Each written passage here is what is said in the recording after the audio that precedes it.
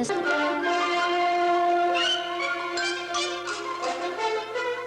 From Temple University, this is Profiles in Literature, featuring interviews with authors and illustrators prominent in American literature for children. The moderator for this series is Dr. Jaqueline Shachter, Professor of Children's Literature with Temple University.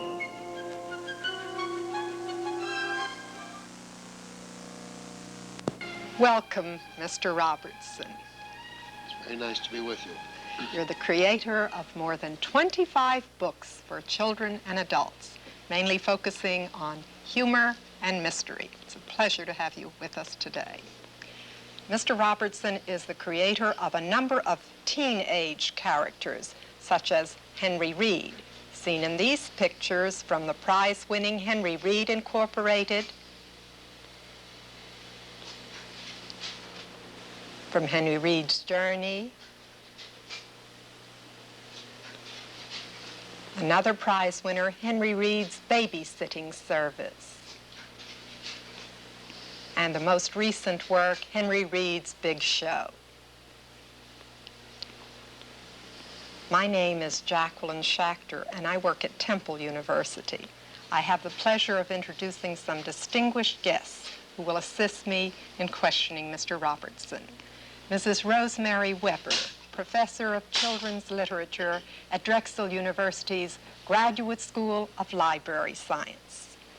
Mrs. Carolyn Field, Director of the Office on Work with Children of the Philadelphia Free Library, and co-sponsor with Temple of our series of videotapes on important children's authors.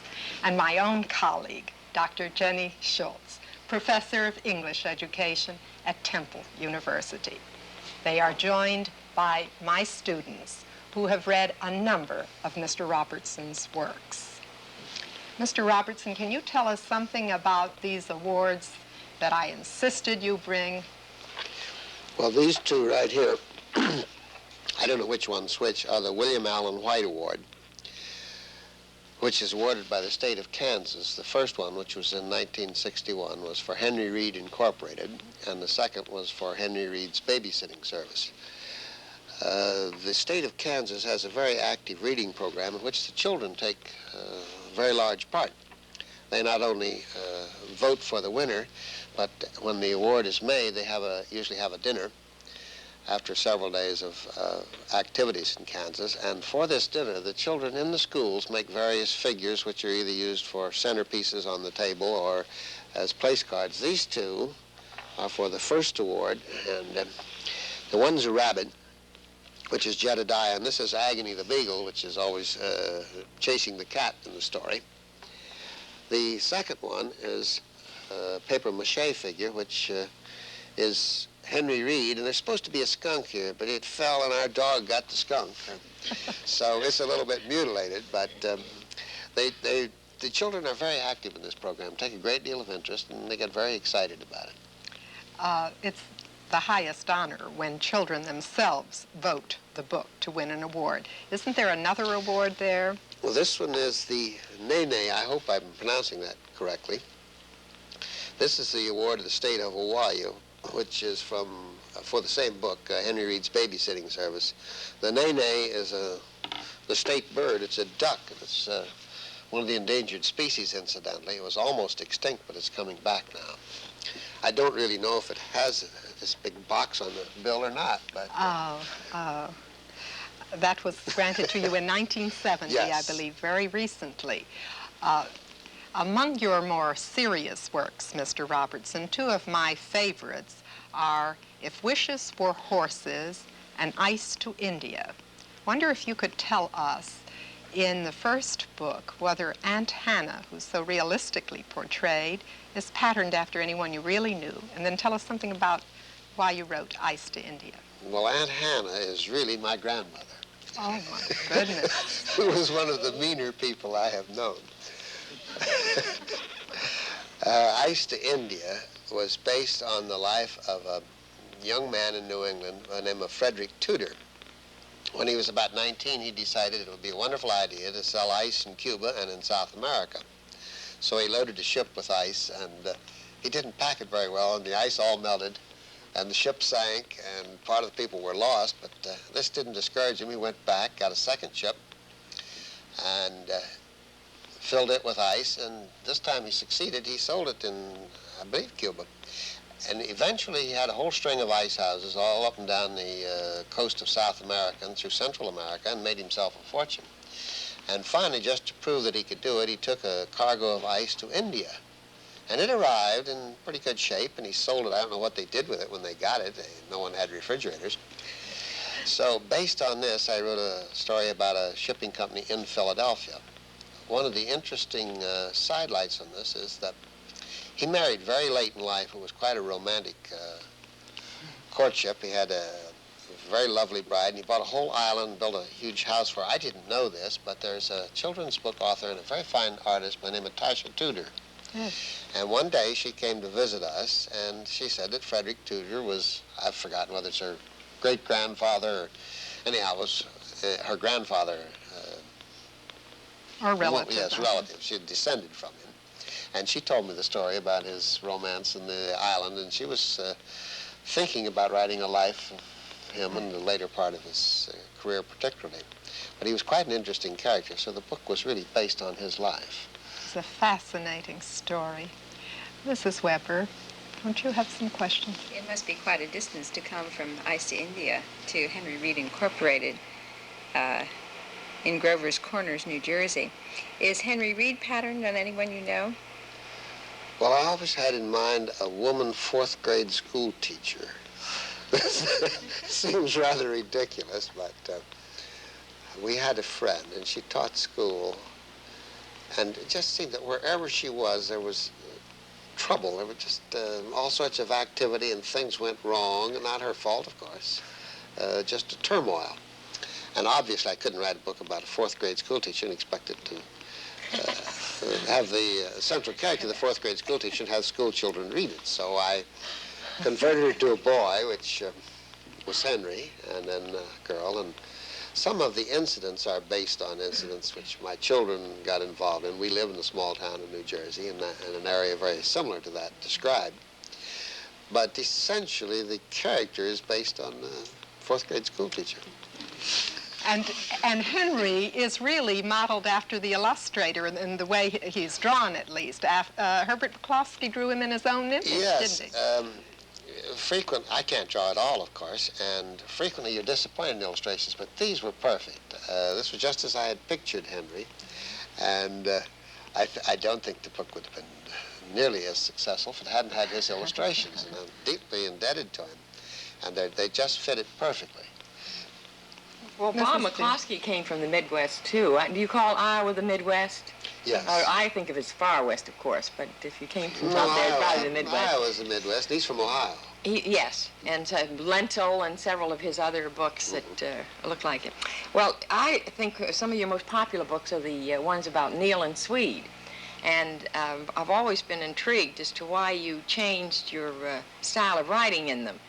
The first book is written in the first person, the second book in the third person, the third book in the first person, and the fourth book in the third person. Why? Was there any reason why you did that? They're all about Neil and Swede and the mystery and the detective bureau and everything. No? Don't honestly know why I did that. Isn't that funny?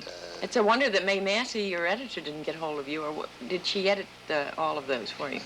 She edited only the first one, and I believe. Anna yes. Stuff, did she do the Yes, others? she did the others. So I don't really know why I did that. Well, it's odd when it's a series, really, of stories about the same I was going to shift in the Henry Reed books and have Midge write part of Henry Reed's journey, and Mae Massey refused to let me. She said I didn't sound like a girl.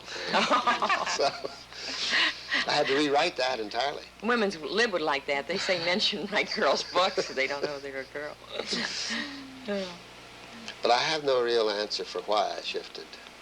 I wonder if any children had noticed it and questioned you on it? No, but you get some very interesting letters from children. They pick up any detail that you have wrong. And the Ice to India, which you mentioned, on about the third page, the boy is going along the cobblestones on Front Street in Philadelphia. And I said the carriage jounced up and down on a spring, so this was about 1814, 15. as I recall, and a boy promptly wrote me and said carriages didn't have springs. And when I investigated, they didn't. They were suspended by leather thongs, and they sort of rocked back and forth, which I didn't know. This is one of the difficulties in writing anything historical. You have to be very careful on every detail. Do any girls mention your treatment of women in your books? You've let Midge grow up a bit in the show book, your newest one. No, they don't get into the details. I get more mention about the boys. One girl wrote me one time and said they don't make boys like that anymore.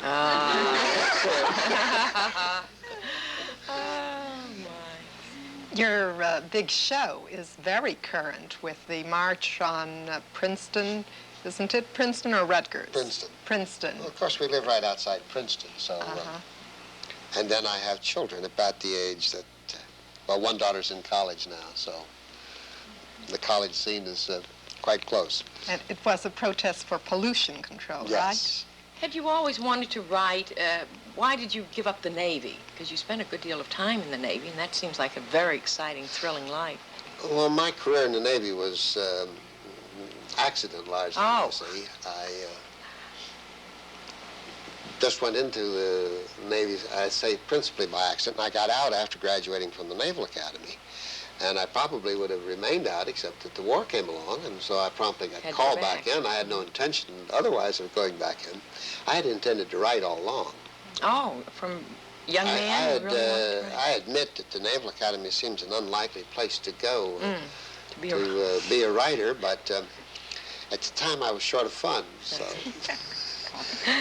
Well, a number of your books have the sea as a background, and then you did the book on the Navy, which, by the way, needs a new revision, doesn't it? Yes, the last it's out of date edition was completely. 62. Well, I spent a number of years at sea. I guess I spent about 7 years at sea. So naturally, I was interested in writing something about the sea. I enjoyed it, but as far as children's books are concerned, most girls don't like books about the sea. They're not going to interest them. I mean, they're not going to read them. They don't interest them. Apparently, I've had 1 or 2 letters in all the years on any book to do with the sea. And you write a book on horses, for example, and 9 out of 10 letters will be from girls. So Iced India, though, is very popular with girls as well as boys. I think it's probably one of the most popular historical books for young people that we have, because in general, historical books are not popular. Well, perhaps with the interest in boating today, girls may like the sea a little bit more, but thus far, it's been my observation they don't really care for the deep sea. So now in Russia, it might be different since the women go to sea there. Wreck of the Saginaw also deals with the sea and is a beautiful story. How about some questions from students? Joe. Yes, Mr. Robertson, your last answer brought me into this question I'd like to ask. What literary barometer do you use to decide on, what a child will like? I don't know that I have any barometer. I worked for a while for a publishing company, and I think working either in a library or a bookstore or a publishing firm is probably excellent preparation for any author, because then you learn what people do buy and do read. Unfortunately, many authors never do this, and they can't understand either the problems of publishing or what children may or may not like. This was one of the things that interested me very much in a group when I lived over at the shore. Most of them had very little contact with publishing. They couldn't understand why their publisher didn't take a full page in the New York Times, and they just didn't understand the economics of publishing, and the fact that most books are bought by libraries. And so you have to understand this before you can get any gauge of what children will read. And I think the time I spent selling books, going from bookstore to bookstore, was invaluable. I probably would have been even better off had I worked in a library and watched them actually take books out. So you get to realize what they do and don't like, and I've relied on this ever since. I admit I'm probably out of date today, but I think this is excellent preparation. I don't think you're out of date, because your books are selling today. Like Henry Reed, this Henry Reed's Beach Show is just as up-to-date and popular as any of them. Well, what I meant was that perhaps my judgment of what the children liked 20 years ago when I was selling books, may be a little bit out of date. I don't know. Speaking of libraries, don't the libraries carry some of your adult books, and under what name? Well, I wrote about, I guess it was 6 murder mysteries under the name of Carlton Keith. This was not any attempt to hide the fact I'd written them, but simply that frequently smaller libraries order by the author's name, and they might have thought these were children's books, and essentially this was not my primary output. Children's books I consider really what I write. Why the name Carlton Keith? This is my middle and first names. I just reversed them. Are there not some other questions from students? Yes, Jean. Mr. Robertson, are you currently working on a book? And if so, can you give us a hint as to what it is about? I am working on one. I must say I'm a bit lazy. I was working on it about a year or so. This has taken longer than any book I've ever written, and I'm not sure that it's going to reflect this in the book. I hope it will.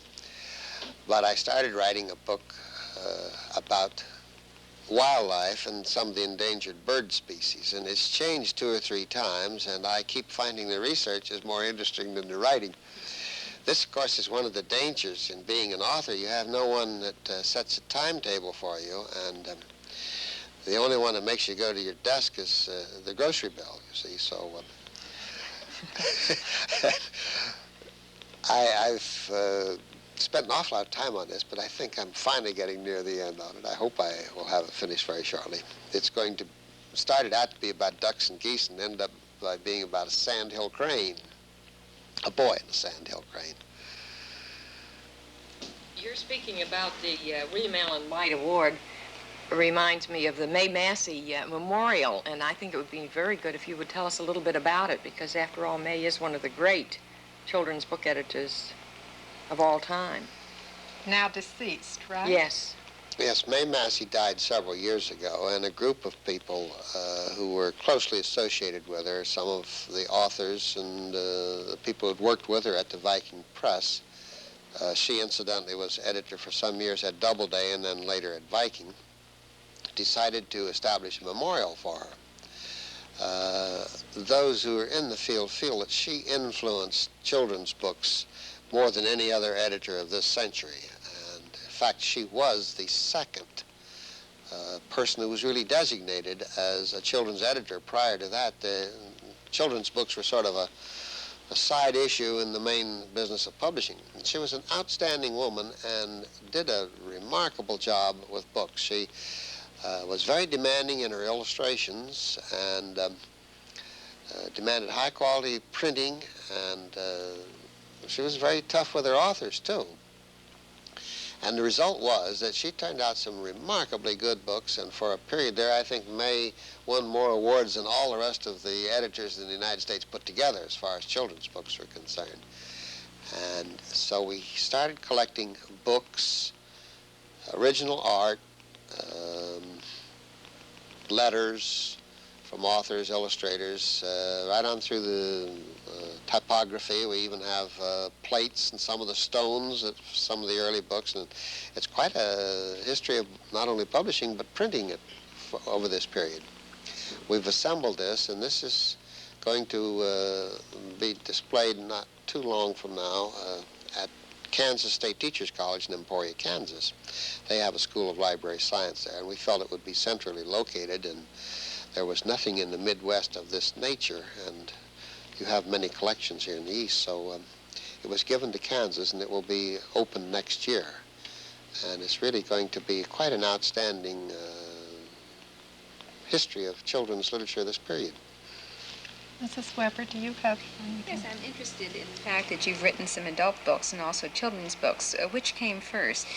Oh, the children's books did. Of course, you see, once in a while you get tired of children, particularly if you have any of your own, and I have 3. So this was sort of a welcome relief to write an adult book. When you say welcome relief, you mean you didn't have to watch certain items that you have to watch for children's books? Or No, I think I just got tired of writing about children, so I wanted to write about adults for a little while. I had written several mysteries for teenagers, and so I thought, well, I'll just move them up a level. And or move them down, don't you? Probably I think down, children's yes. books are much higher level than adult mysteries, right? Move them up an age. The office on work with children, You said you were relaxing and enjoying. Yes, and as a matter of fact, this is true. It takes much less time to write an adult murder mystery than it does to write children's books. You find it difficult to make up the mystery part of the story, or do you know ahead of time? I think that I've heard that some authors have difficulty with arriving at plots. This has never been mine. My difficulty is settling down to work. Plots are not difficult, I don't think. Most of the adult mysteries I've written, I've put on tape and dictated them entirely. This is very fast, but then you have an awful lot of revision to do, because when you talk, you use entirely too many words. And so you cut about every other word when you get to revising it, but they all went on tape. Is there another question from Mr. Cora? Mr. Robinson, I would like to know, what are some of the difficulties you encountered in becoming a writer? Well, I think, of course, the first difficulty in becoming a writer is supporting yourself until your books finally start making enough money that they will support you. There seems to be no solution to this except to have a job and do this in your spare time. The authors I've known have all done this. There seems to be no immediate way of getting revenue, and it takes quite a little while to get established. This, I would say, is the principal difficulty, because as you will find any place in your career, you're apt to write something and work 6 months or a year on something and then have it turned down. I have a file cabinet full of half a dozen manuscripts that no one wants to publish. So actually, I've written considerably more than the 25 books. It's just that nobody published them. Dr. Schultz? We started the conversation with a reference to your grandmother. I want to know about your Navy character and The Crown and the Crow. Do you have a person in mind for that one? No, I don't think I had anyone in particular in mind for it. Several. I do too. The way he drives. No, I didn't have a particular individual in mind for it. Not even at the Naval Academy? No. Okay.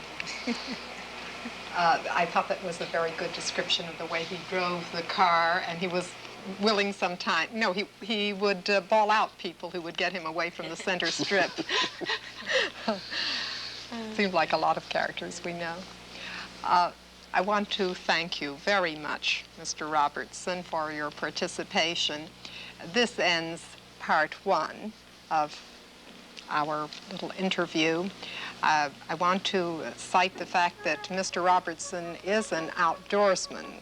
Many, many of his books reflect this interest in nature. In 1969, I think it was. No, it was 66. Mr. Robertson won the Young Reader's Choice Award by the Pacific Northwest Library Association for Henry Reed's babysitting service. This is an award given by readers in grades 4, 5, and 6 for a book they judge to be most popular. And this is a tremendous credit to our guest today, that he is able to appeal to the readers, and his awards are thus based.